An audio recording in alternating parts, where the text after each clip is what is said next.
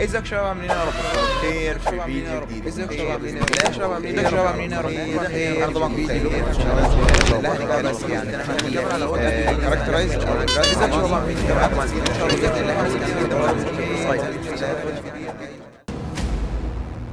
ازيكم شباب عاملين ايه؟ يا رب تكونوا بخير في فيديو جديد. فيديو ان شاء الله باذن الله هيكون ختمه الانديزاين معانا. الحمد لله بفضل الله وصلنا لمرحله كبيره جدا وعدينا شوط كبير قوي، والحمد لله احنا النهارده هنختم الشوط دوت.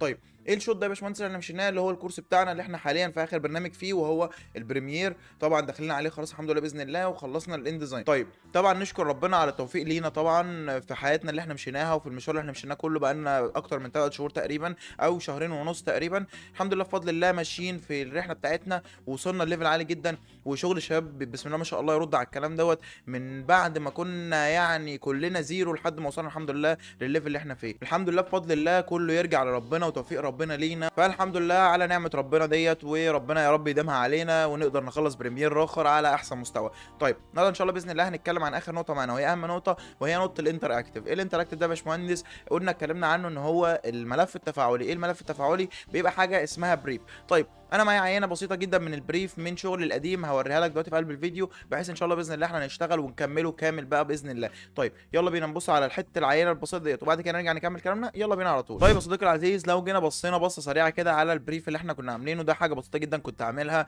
زي ويلكم بسيط. الكلام ده انا كنت عامله مثلا من حوالي تقريبا 3 4 سنين، كنت عامله وما كملتوش بسبب ان انا حسيت ان انا مش هقدر، خبرتي مش هتجيبني ان انا اكمل البريف دوت. لكن الحمد لله بفضل الله النهارده احنا نقدر نخلص البريف سوا ونعمل البريف. وكمان هعمل لك فكره جميله جدا، انا هحط لك البريف في لينك الدرايف اللي انت عارفه اللي بيكون موجود في كل فيديو، تمام؟ عشان تقدر انت كمان تحمله وتستفيد بيه كمان وتعدل عليه ان شاء الله باذن الله. هسيب لك مصدر الانديزاين وهسيب لك البي دي اف بعد الاستخراج. وطبعا هنشتغلوا سوا دلوقتي، ويفضل ان انت تجرب تشتغلوا سوا. لكن لو انت عايز حاجه سريعه عشان العملاء بتوعك وهكذا، استعمل الملف اللي هسيبه لك، لكن يفضل انك تعمل حاجه شخصيه ليك انت. طيب ايه البريف يا باشمهندس؟ طبعا ملف عادي جدا زي ما انت شايف مكتوب عليه التاريخ وعميل جديد وعميل حالي واسم العميل واسم الشركه والكلام ده كله.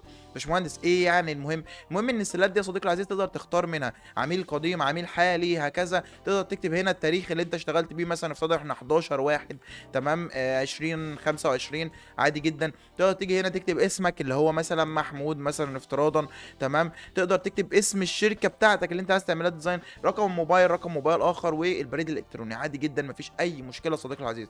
بيبقى قابل ان انت بعد ما تخلص الملف ده بنضيف هنا زرار اسمه سند، بيبعت لك البريف ده على الايميل على طول بكل الداتا اللي العميل ملاها، عشان تقدر انت تشتغل على طول وتواصل مع العميل بدون ما يحصل عندك ضغط على الواتساب او هكذا. الكلام ده بعد ما توصل بقى الليفل ان شاء الله باذن الله عالي جدا لدرجه ان انت ما تلحقش على مسجات الواتساب، فتعمل حاجه زي ديت بتكون تسهيل ليك وللعميل ان هو يديك كل الداتا اللي هو عايزها في اقل مثلا من 10 ثواني مثلا افتراضا. طيب يا صديقي العزيز عشان ما نطولش كتير، يلا بينا ننتقل على طول على الفيديو. بس قبل الفيديو ننزل بالانترو ونرجع بعد الانترو نكمل سوا. يلا بينا.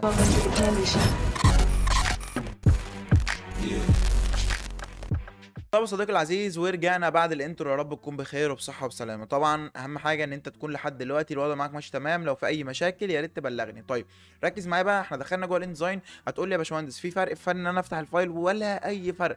فايل اف 4 عادي جدا زي المنطق اللي احنا بنفتحه بنفس كل حاجه حرفيا. انت مش مطلوب منك انك تعمل اي حاجه زياده. هو فايل هتفتح هنا تخش على برنت اي 4 وتحط عدد الورق اللي انت عايزه. باشمهندس فيزنج ولا نون فيزنج؟ مش محتاج يعني نون فيزنج لان انت هتعمل كل ورقه لوحدها، وده انتر اكتف يعني بي دي اف اصلا مش هيطبع، فاهم قصدي؟ طيب بيجز حط العدد اللي انت عايزه، كده كده هنخش جوه اصلا ونضيف ونقلل زي ما اتعودنا براحتنا. طيب دخلنا جوه الفايل يا باشمهندس وفتح معانا الابلكيشن زي ما فتح حاليا. ثواني يفتح الابلكيشن ونتكلم. الابلكيشن فتح حاليا يا باشمهندس بالمنظر اللي انت شايفه قدامك ده. اول حاجه اعملها وهي ايه؟ اول حاجه قبل ما تعمل اي حاجه خالص ادخل على قائمه ويندو واختار لي من هنا يا باشا في حاجه عندك اسمها انتر اكتف، هي دي كده تمام. هتيجي على الانتر اكتف يا صديقي العزيز وهتختار بوتومز اند فورمز، هتظهر لك الواجهه دي. هات لي الواجهه دي وضيفها لي ضمن الواجهات اللي في الجنب بتاعت الابلكيشن. هو ده اللي انا عايزه منك مش اكتر، لان دي يا صديقي العزيز اللي هنشتغل بيها النهارده وهنعمل بيها كل حاجه حرفيا. طيب باشمهندس قبل اي حاجه عشان اشتغل اعمل ايه؟ اول حاجه طبعا انا بالنسبه لي البريف ده بيمشي ازاي؟ على كذا جزء. تعال نجيب بريف مثلا معمول على باي هانس بتاع حد كامل، تمام؟ واوريك البريف ده بيكون عامل ازاي شكله في الاخر، تمام؟ طيب يا صديقي العزيز ركز معايا بقى في نقطه قبل ما نبدا. البريف معانا هيتقسم لنصين زي ما انت شايف على الشاشه ده كده شكل البريف، تمام؟ مبدئيا يعني هو كده بيبقى عباره عن كذا جزء تحت بعض، انت تفضل تقلب لحد ما توصل للشكل اللي انت عايزه. طيب مبدئيا لازم تكون عارف قبل ما تعمل البريف هو انا بعمل البريف ده ليه. هل البريف ده لوجو ولا سوشيال ميديا ولا الايه بالظبط؟ حلو، لان كل فيلد بيكون ليه بريف معين، طبعا كل فيلد بيكون فيه اسئله معينه انت بتحطها للعميل. تمام.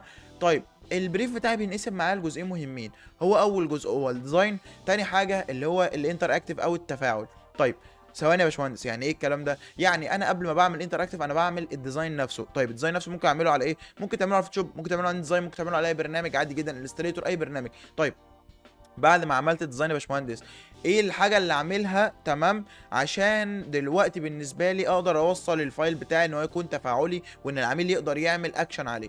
الكلام ده كله كلام جميل ولذيذ جدا. انا هبدا اول حاجه، خليني في رقم واحد وهي الديزاين. تعالى نديزاين البريف سوا. هنعمل بريف للوجو زي اللي معمول قدامنا بالظبط. ده بريف موجود على بايهانس، شخص عامله اسمه عمار احمد تقريبا، عامل كلمه بريف، بعد كده حاطط اللوجو بتاعه في الجنب، تاريخ، عميل جديد، عميل حالي، اسم الشركه، اسم العميل، رقم الموبايل، زي اللي انا كنت عامله بالظبط. تمام. بس هو مكمل بقى البريف، يعني ما وقفوش عند اول جزء، لا هو كمله.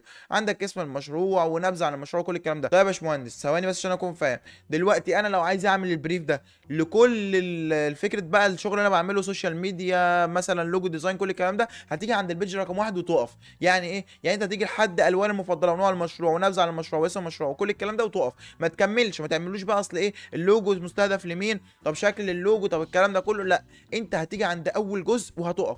طيب ده ليه؟ عشان يكون للكل، يكون البروجكت بتاعك ده مفتوح في كل المجالات. لكن عايزه للوجو ديزاين هتبدا تحت تحط له اشكال اللوجو اللي انت عايزها، عايزه للسوشيال ميديا تقدر تحط له افكار للسوشيال ميديا، وهكذا لحد ما توصل لان انت تحط للعميل كل ده اللي هو عايزه. تعالى نبدا نمشي مع اول جزء الاول، على نخش يا عم نعمله ديزاين على الفوتوشوب، لان هو هيكون اسهل ليك عشان عارف ان انت زي اتعودت على الفوتوشوب. لكن هل هو ما يتعملش على ديزاين؟ يتعمل عادي جدا، بس خلينا ببساطه خالص نتعامل على الفوتوشوب. طيب يا باشمهندس دخلنا على الفوتوشوب حاليا وعايزين نبدا نديزاين. تعالى نبص على البريف بتاعنا سنه سنه. هنخش على جوجل كروم طبعا، نبص على البريف، هتلاقي البريف بتاعك الجزء اليمين مكتوب عليه كلمه بريف، الشمال قصدي مكتوب عليه كلمه بريف، والجزء اليمين مكتوب عليه اسم او اللوجو بتاع الشخص دوت. تعالى نمشي بنفس النمط، مش هنغير حاجه. هبدا اجي اول من اول حاجه الديزاين بتاعي عادي جدا، ريكتانجل تمام، وهعمله بالطول كده وابدا احط عليه الكلر اللي انا عايزه. افتراضا مثلا خلينا في درجات مثلا من درجات الازرق، تمام بالشكل دوت. وخلينا نشيل الستروك خالص، ونخلي اللي هو الريكتانجل بتاعنا ده نكرره، تمام، بحيث ان احنا نعمل نصه ونصه. نعمل كنترول جي برضو، تمام، ونيجي نخليه مثلا باللون الاورنج، ونعمل كنترول تي ونقسمه بالنص بالظبط بالشكل دوت. كده انا عملت اول خطوه بالنسبه لي وهي الشكل بتاعي اللي انا همشي عليه. تمام. ممكن اجي هنا مثلا اعمل ايه، والله ريكتانجل بالطول يكون باللون الرمادي، يبقى زي فكره بقى لاين فاصل كده، عشان بس ما يسيبش الشكل بتاعي متساب بالشكل دوت. فهعمل لاين بالشكل الرمادي او بالشكل الازرق عادي، بس انا خليني بالرمادي عشان يبقى ايه، يبقى شكل فاصل بس مش اكتر. حلو بالشكل ده صديقي العزيز. وابدا امسك الموف تول وابدا بقى ايه اكمل الديزاين بتاعي عادي جدا. طيب انا هكمل الديزاين بتاعي عادي، وهعمل لك فاست كاميرا كده، فاست شوت، تمام، وانا شغال، واي حاجه تحتاجها اكيد بلغني في السيشن اللي احنا هنعمله. طيب يلا بينا نعمل فاست شوت على طول. طيب يا شباب، وبعد ما خلصنا اول بيج معانا في البريف هنقف لحد البيج الاولانيه، لان دي كده المين بيج. تمام. طبعا احنا عملناها بالتقسيمه بتاعتنا اللي هو اسم العميل واسم الشركه والنبذه وكل الكلام ده، وحطينا في الاخر الزرارين اللي تحت اللي هو ارسال وطباعه. طبعا احنا كده خلصنا كل حاجه. هنعمل سيف ليه زي ما انا عملت له سيف حاليا. هنبدا بقى ندخل يا صديقي العزيز على الان ديزاين، ونشوف ان شاء الله باذن الله فكره تحريك الملف ده او جعله ملف تفاعلي. يلا بينا على طول، يلا بينا. طيب يا صديقي العزيز، وبعد ما دخلنا على الملف بتاعنا على الان ديزاين، نبدا ندخل على المكان اللي سيفنا فيه الملف وناخده وندخله معانا على الان ديزاين. يلا بينا نروح نجيب الملف. وبعد يا صديقي العزيز ما دخلنا الملف معانا على الان ديزاين، جه بقى وقت التحريك بتاعنا. ركز معايا في كل خطوه بقى انا هعملها. ودلوقتي يا صديقي العزيز جت لحظه التحريك. اول حاجه انا هعملها ان انا ادوس اف 7 عشان يطلع لي قائمه اللايرز بتاعتي طبعا المعتاده. تمام. طبعا انا هاخد اللايرز احطها جنب اخواتها بقى واللينكس كل الكلام ده عشان يبقى ايه التفاعل معاها سهل جدا. هدخل وادي لوج بس للبريف بتاعي وابدا اعمل. قبل اي حاجه انا هنا عشان اقدر اعمل انتر اكتف لاي حاجه منهم، تمام، فانا محتاج ان انا ابدا استخدم الفريم تول. الفريم تول اللي ما كانش لاقي 30 لازمه كنت بقول لك مش محتاجها، دلوقتي للاسف احنا محتاجينها. نبدا نرسم فريمات في كل الاماكن اللي احنا هنعمل فيها شيء تفاعلي. تمام. تعالى نعمل فريمات لكل حاجه مع بعض، وبعد كده نبدا بقى نحركها سوا. ناخد الفريم دوت ونعمل فريم تاني على المكان بتاع الاختياري، تمام، وفريم تالت برضو على الاختيار التاني اللي جنبه اهوت، ونبدأ ناخد نفس الفريم ده ننزله في اسم العميل.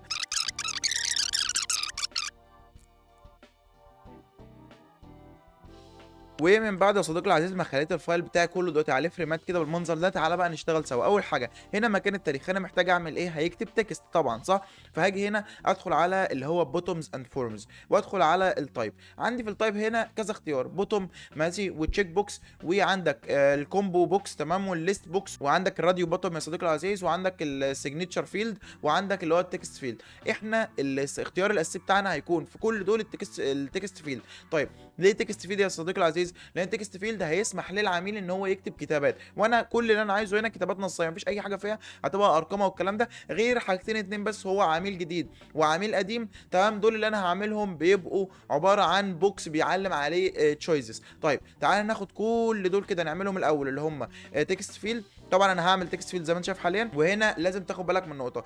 هنا انا لو جيت هنا في الديسكربشن من تحت واخترت ريكوايرد صديقي العزيز، يعني العميل مش هيقدر يخرج من الفايل الا لما يكتب الفيلد دوت، يعني يقدرش يسيب الفيلد ده فاضي. طيب انا بالنسبه لي كل الحاجات اللي موجوده هنا مهمه صح، فانا هاجي عليهم كلهم واعملها ريكوايرد، ما عدا حاجه واحده وهي الموقع الالكتروني، لان ممكن يكون العميل اصلا ما عندوش موقع الكتروني، فانا لو اجبرته انه يكتب موقع الكتروني ما هو ما عندوش، فاهمني؟ فانا هاجي هنا لازم تاخد بالك من الاختيارات اللي انا عندي، برينتابل وريكوايرد وباسورد. سيبك من باسورد، باسورد ده بيعمل كلمه سر او كلمه امان تمام. هنا عندك ريد اونلي تمام، ومالتي لاين وسكرول لاب تمام، وعندك رايت تو ليفت. كل الكلام ده ما يفرقش معايا، يفرق معايا ان هو يكتب تكست ويكون ريكوايرد الفيلد دوت. طبعا هنا في فونت انا محتاج ان انا احط التكست اللي هيستعمله، حجم التكست، الفونت هيكون ريجولار ولا بولد ولا ايه وضعه، كل الكلام دوت. طبعا انا هنا ممكن ادخل احط اي تكست مثلا، يعني انا بالنسبه لي مثلا هنا في الفوتوشوب كنت بستعمل ممكن اقول مثلا هنا خليه فلاسف اولد، الفونت اللي انا بحبه جدا طبعا فلاسف تمام اهوت، فلاسف اهوت ماشي فلاسف، واخليه بولد، واخليه الفونت مقاسه 14 عشان يبان. واجي هنا برضو على كل الاماكن دي، كل الحاجات المهمه دي انا هبدا امسك فيها كده كلها على بعضها تمام، واختارها من هنا انها تكون تكست فيلد، واخليها كلها ريكوايرد، ما عدا الاخيره دي هخليها تكست فيلد عادي جدا بس مش ريكوايرد، مش هحط عليها علامه الريكوايرد. طبعا علامه الريكوايرد دي لما تدخل جوه الفايل بتلاقي عامل علامه نجمه جنبها، ان انت مش هتعرف تخرج من الملف ده لو انت كاتب الكلام دوت. طبعا هنا برضو كل الكلام دوت هخليه هنا تكست فيلد تمام اهوت، بس هاجي على الالوان دي واخليها نون ريكوايرد، الباقيين كلهم هخليهم ريكوايرد عادي جدا، لان الالوان المفضله ممكن يكون هو ما عندوش اختيار.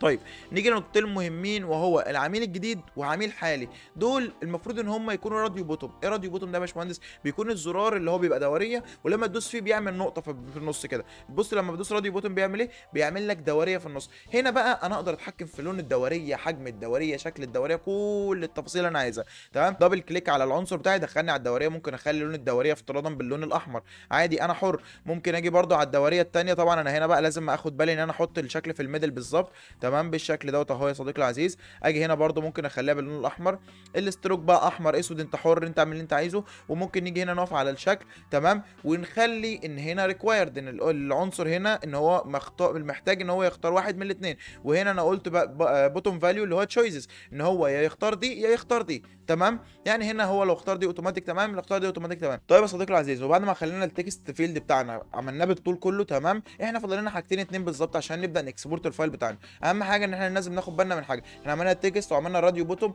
وهنشرح باقي الاختصارات دلوقتي، وهنشرح كل فايدتها دلوقتي. ما تقلقش يا صديقي العزيز، مش هسيبك بمثلا اختيارين ثلاثه تعرفهم وخلاص، لا لا ما تقلقش، هعرفك كل الاختيارات بتعمل ايه. انا حبيت بس اوريك ان الموضوع سهل وبسيط، عشان بس ما تكونش معقد الدنيا معاك. الموضوع كله والله العظيم دوسة زرار بالظبط وبتكون مخلص الفايل كله. اهم حاجه الديزاين بتاعك يكون كويس ومناسب. طيب انا معايا الاختصارين اللي تحت دول او الزرارين اللي تحت دول مهمين جدا، هو الزرار بتاع الطباعه والزرار بتاع الارسال. الطباعه بيخلي العميل قادر ان هو يطلع الفايل دوت بي دي اف، او قادر ان هو يطبعه كورقه كمان. طيب هنا احنا بنيجي نختار معانا من قلب الاختيارات، بنختار بوتوم. طيب بعد ما اخترت بوتوم، انا عندي في حاجه اسمها اكشنز، هنا باجي اختار اكشنز، وباجي اختار من هنا اللي هو برنت فورم. لما بيجي يعمل برنت فورم يا صديقي العزيز وادوس على الكلمه دي، بيبدا يديله امر ان هو ينقله على ادوبي اكروبات عشان يقدر يطبع له الملف. طيب يا باشمهندس العميل ما عندوش ادوبي اكروبات، في السيستم بتاع الكمبيوتر نفسه برنامج شبيه لادوبي اكروبات كده كده بيكون موجود، بيكون تبع مايكروسوفت ايدج، فهو مجرد ما هيدوس برده هيدخله على واجهه الطباعه. ما تقلقش، مش محتاج ان هو يكون عنده ادوبي اكروبات حتى عشان يقدر يتعامل مع الفايل، اي واجهه متصفح يقدر يتعامل بيها مع الفايل تمام. كلام سليم كلام سليم. طيب بالنسبه للارسال يا باشمهندس نفس البوتون، بس انا بختار من هنا السبميت فورم. تمام، ابدا احط هنا اللي هو لينك معين، او بمعنى الكلام كلمه معينه بتتحط هنا وهي اسمها ميل تو. تمام، بعد كده نقطتين رأسيتين، وبعد كده بحط الايميل بتاعي وبدي له اوكي. مجرد ما العميل بيدخل بيدوس عليها بيعمل سند للفايل ده على الايميل. خلي بالك موضوع السند بتاع الايميل بيتوقف من ان هو فاتح الفايل ده على ايه بالظبط، لان خلي بالك يا صديقي العزيز معايا ان في متصفحات، يعني متصفح زي جوجل كروم وكده بيقبل، في متصفح تاني زي مايكروسوفت ايدج ما بيقبلش ان هو يعمل سند للفايل، في ادوبي اكروبات برده ممكن ما يقبلش. فخلي بالك في ابلكيشن هيقبل، في ابلكيشن لا. فهو المهم ان هو يعرف يطبع الفايل ويطلعه كبي دي اف اصلا، ده المهم عندي. طيب انا بالنسبه لي دلوقتي خلصت الفايل بالمنظر ده، هاجي اعمل اكسبورت. كنترول اي عشان اعمل اكسبورت للفايل، هختار الفايل بتاعي بالاسم بتاعه، نعمل اكسبورت يا صديقي العزيز. ركز معايا في الوادجت دي لانها مهمه جدا. انا مش مهم معايا اي حاجه في البيج الاولانيه دي، انا مهم معايا اللي هو الكومبريسد اللي هي البيج الثانيه دي. انا لازم اختار من هنا ان هو يطلع لي الكواليتي بتاع الملف ماكسيمم، لازم اختار الريزوليوشن 300 عشان الكواليتي بتاعت الفايل بتاعي تطلع عاليه ما تطلعش مبكسله معايا. تمام، هبدا اعمل اكسبورت يا صديقي العزيز، مش هعمل اي حاجه ثانيه. بعد ما بعمل اكسبورت يا صديقي العزيز الفايل بيفتح معايا بالمنظر دوت. حلو، كلام جميل كلام جميل. هاجي هنا هبص على الفايل بتاعي، انا مثلا افتراضا هكتب هنا التاريخ مثلا 1/1. تمام، 2025 اهو 1/1/2025 يا عم، مفيش اي مشكله. هختار ان انا عميل جديد، هكتب اسمي محمود اهو. تمام، هكتب اسم الشركه اي حاجه، رقم الموبايل اي رقم. تمام، الواتساب اي رقم برضو، بريد الكتروني اي جيميل، اي حاجه جيميل عادي جدا، او ياهو او ايا كان. تمام، انا بوريك بس ايه للتجربه. موقع الكتروني انا سايبها كده كده مش مضطر ان هو يكتبها، فهو لو عمل طباعه مش هتقول له لا. تمام، اسم المشروع هيكتب اسم المشروع اللي هو عايزه وليكن لوجو. تمام، هكتب نبذه عن المشروع ان هو مثلا سبيشال. تمام، لوجو افتراضا يعني. بص انا بحاول ايه اعمل لك حاجه سريعه سريعه. الالوان هكتب يلو مثلا. بص معايا دلوقتي انا كده كتبت في الفيلدز كلها، مجرد ما هدوس على زرار برنت ايه اللي حصل؟ دخلني على الوادجت بتاعت الطباعه دي، الوادجت بتاع مايكروسوفت ايدج عامه. اقدر من هنا اعمل حاجه من الاثنين، يا برنت تمام هخرجه كبي دي اف، يا اما ابرنت اصلا الفايل دوت على البرينتر بتاعتي. انا لو عندي برينتر هعمل اديت برينتر وهطبع عادي جدا، بس انا ما عنديش برينتر فانا ممكن اعمله اكسبورت كبي دي اف، يخرج معايا الفايل بالمنظر ده وابعته للشخص اللي بعته لي او الشركه اللي بعتها لي. اوتوماتيك تبدا انت كمصمم تبص بالبريف، تبص في الحاجه اللي العميل بعتها لك وتشوف الاختيارات بتاعته وتكلمه لو في اي معلومه ناقصه ثانيه. دي كده الشكل الرئيسي. طيب تعالى يا صديقي العزيز بقى دلوقتي، بما ان انا كده كده وريتك ان الدنيا سهله، تعالى اوريك ان انت ازاي الاختيارات اللي جوه دي بتعمل ايه وايه اصلا لازمتها وبستعملها امتى. هوريك كل اختيار فيهم على حده، واوريك قائمه اكشنز كامله بتعمل ايه. يلا بينا عشان ما اطولش عليك، ننتقل على طول على القائمه. يلا بينا. طيب يا شباب احنا كده خلصنا اول جزء معانا في الفيديو وهو تجهيز اول ورقه في البريف بتاعتنا. تعالى بقى نعمل بيج زياده كده. تمام، والبيج الجميله اللي احنا هنعملها دي نبدا نتكلم عن الاوامر. طبعا انا هعمل تكست. تمام، احنا عندنا هنا تقريبا 7 اوامر، فانا هاجي هعمل هنا التكست بتاعي واتاكد هم 2 4 6 7 بالظبط، وهعمل 7 تكست فريم. طيب يا صديقي العزيز، واحنا جينا على الورقه الجديده اللي احنا عملناها وعملنا 7 تكست فريم عشان نقدر نبدا نعمل فيه الاوامر بتاعتنا ونشرحها. اول امر هنشرحها معانا وهو الامر بتاع بوتوم. تمام، بوتوم ده يا صديقي العزيز هو عباره عن زرار بتدي له اكشن الشخص بيعمله. طيب ازاي؟ انا مثلا افترضنا دلوقتي انا عايز اعمل هنا زرار ان انا لما ادوس عليه ينقلني للهوم بيج. طيب انا ممكن اجي هنا على الاكشنز بتاعتي وهتلاقي الاكشنز بتاعتك فيها الاتي. اول امر معانا يا صديقي العزيز هو جو تو ديستنشن. تمام، بعد كده عندك جو تو فيرست بيج، جو تو لاست بيج، جو تو نيكست بيج. تمام، وعندك جو تو بريفيوس بيج، وجو تو يو ار ال. تمام، وشو اند هيدن بوتوم اند فورم. تمام، وعندك بعد كده الانيميشن، وجو تو بيج، وجو تو ستيت. تمام، وجو تو نيكست ستيت. تمام، وجو تو بريفيوس ستيت وساوند وفيديو وكلير فورم، وجو تو نيكست فيو، وجو تو بريفيوس فيو، اوبن فايل، وبرنت فورم، وسبميت فورم، وفيو زوم. ثواني نشرح واحد واحد. جو تو ديستنشن يا صديقي العزيز انت بتيجي تقول له، بديله الامر ده وبقول له انا هوديك على المكان الفلاني. يعني لما ادوس على الزرار ده اقول له مثلا الزرار ده هينقلك ايه لاضافه اسمك مثلا، فانا بربط الزرار ده بزرار تاني انا عامله فعليا وموجود. طيب جو تو فيرست بيج ده هيوديني على اول بيج في الشغل كله في الفايل كله بتاعي. بعد كده جو تو لاست بيج هيوديني على اخر صفحه في الشغل كله بتاعي. جو تو نيكست بيج يعني انا لو واقف في صفحه رقم 1 هينقلني لصفحه رقم 2. حلو. جو تو بريفيوس بيج لو انا واقف في رقم 2 هينقلني رقم 1، مش محتاجه. تمام، دي بتلاقيها في صوره الاسهم اللي بتبقى يمين وشمال، هي امر واحد بسيط. جو تو يو ار ال انا ممكن احط اليو ار ال بتاع الواتساب مثلا واحط ايكون الواتساب واوتوماتيك اخليه لما يدوس على الايكون الواتساب دي يا صديقي العزيز ينقله على الواتساب بتاعي. طيب شو اند هايد بوتوم اند فورم يا صديقي العزيز، بقدر اقول له ان انا دلوقتي لو دوست على الزرار ده يعمل شو او هيد للجزء دوت، يعني انا بعمل له اللي هو لينك مع الجزء ده، يبدا اوتوماتيك لما انا ادوس عليه يعمل شو، او ادوس عليه يعمل هيدن. طيب دي بنستخدمها فين؟ دي بنستخدمها في علامه العين اللي بتلاقيها في الجنب عند خانه الباسورد. لو انا عايز العميل يا صديقي العزيز يضيف حاجه مثلا حساسه نوعا ما اللي هي شيء سري، تمام، فانا ابدا احط له الحاجه ديت اللي هو لما يدوس عليها يبدا يخفي الكلام، ويدوس عليها يبدا يظهر الكلام. طيب يا صديقي العزيز، والامر اللي بعده عندي اللي هو انيميشن. انيميشن ده صديقي العزيز لما تدوس عليه، شفت انت الايكون لما تيجي تدوس عليها تقوم مغيره لونها مرتين، يعني انت طول ما انت واقف على الايكون تبقى لونها مثلا ازرق، شلت الماوس فلونها رجع ابيض. هي دي الامر بتاعها، بنعمل لينك ما بين صورتين مع بعض وهو بيبدا يعمل انيميتد للاثنين، يظهرهم يخفيهم. لما ندوس كليك مثلا يبدا الشكل ده يظهر، اما ما ندوس ما يظهرش، هكذا. بيبقى اوامر احنا بنظبطها بايدينا. عندك بعد كده جو تو بيج، بنبدا نضيفها ونضيف له رقم البيج اللي عايزين نوجهه ليها. جو تو ستيت، تمام، بنضيف مكان الستيت او المكان يعني عامه اللي هو يروح ليه، زي مثلا ايه، والله لما ادوس هنا اروح للسيل بتاعت الاسم افتراضا، فانا بقول له هنا جو تو ستيت، الستيت اللي هي الحاله ديت، تمام. عندك بعد كده جو تو نيكست ستيت، يروح للحاله اللي بعدها، يعني انا بقول له لو انا دوست هنا، عارف الحاله اللي تحت كلمه مثلا الاسم، دوس عليها يروح، يعني هو يروح عليها هي نفسها، تمام. عندك بعد كده جو تو بريفيس ستيت، طبعا مفهومه اللي قبلها مش اللي بعدها، تمام. ساوند، لو انا عايز اضيف ملف صوتي العميل يقدر يسمعه زي فويس مسج او الكلام دوت، فبدوس هنا على كلمه ساوند. عايز احط فيديو مثلا تعريفي في قلب البريف، يبدا العميل اوتوماتيك يتفرج عليه، يعرف البريف ده بيتعمل ازاي او كل الكلام دوت، او يعرف اي حاجه انا عايز اضيفها له، بدوس على كلمه فيديو. كلير فورم، بدوس عليها بيبدا اوتوماتيك يعمل لي كلير لكل الداتا اللي اتكتبت، يعني لو كاتب اسمي، كاتب رقم موبايلي، كاتب اي حاجه، يبدا يمسحها.